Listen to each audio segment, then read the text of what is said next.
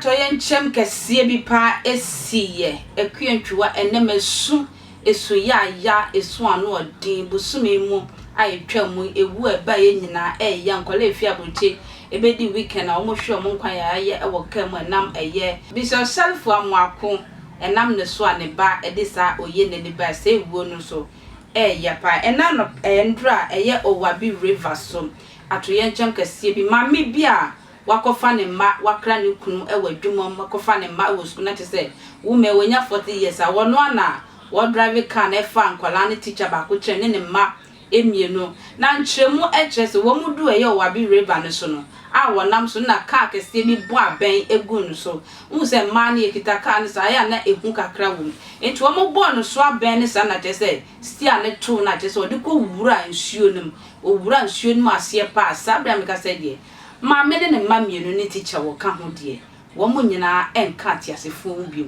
wo krani a wo bo amane no ma yen hwemra na odi na me ko fa no me de sa ka na ko fa no si adwuma me pon adwuma na me bo na me ko fa no ne ka me baaye na me ne no odi nkomo na me penyi ne ba ko ndra ba wo ye no ordination e wo enkran Chief Inspector Steven into Oman indication and I mean the class and I don't know meko into Anopana and I mean the class I hear of a banana and I meko farm. So you mammy yarn which means so be a papa not a papa and I said you are too many. And me free farm at the normally urban and who say oh more adikan now man for frame my room dodo and I'm saying me befi obi so afre me say otimachi e twen me ntimi mfa ne de emre ntimi rura de ma me de ne de emma no and I'm say no ma say me pie akọ adwuma me kọ adwuma na me frɛ akwala ba akọ ye adwuma no ho na no say ogina nsuo mu me could do on no ba na mbusa say ka ben no say e private no nim ka akoro na se say ya no otom and I'm saying so use car me wo private ni bi me yere e use ntimi nkosa nti e gina ye hwe ya na nso na ayema ye frɛ fire service for momma ye frɛ police for momma nti me frɛ ne namma no na ade ba chen so no amana enno na light off me frɛ namma na anko nti na me nim say ne phone ko off me dimirika de ka dimirika ko duru adwon say me ko hwe ho ansa so owo ho ansa na makọ me de me ko duru ho no maka ensi ho no ma muso obi na me dan ma ni ba o mu school mo no enkwala no obesi nkwala na ansa makọ me say bia masa no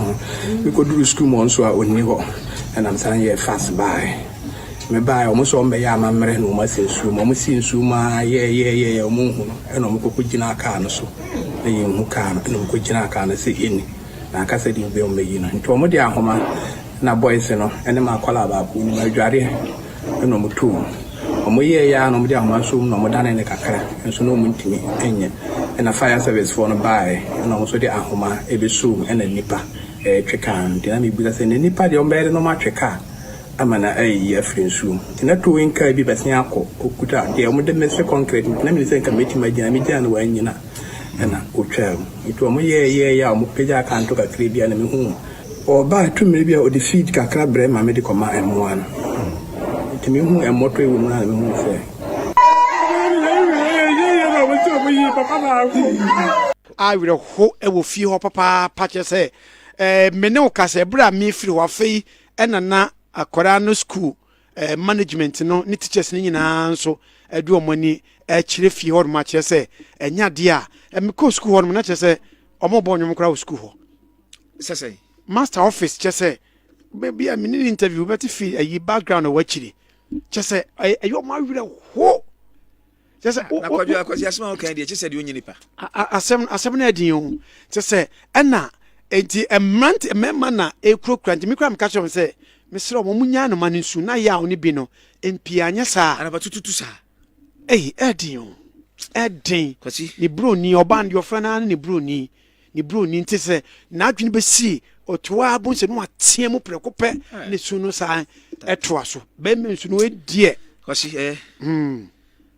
asem bie no emfani pa wo beda be sori anapa na ya ka kire wo se wo ye ne wo ma mienu wo mu nyina enkan wasase so on se ne papa no osuna no odin pa ya de ne so ye nyina ye ma ya kwedu ni se na ya na so se nyina di ano tum ne ka bi na wo bi nso ya hwe ye wo ho akwentua akra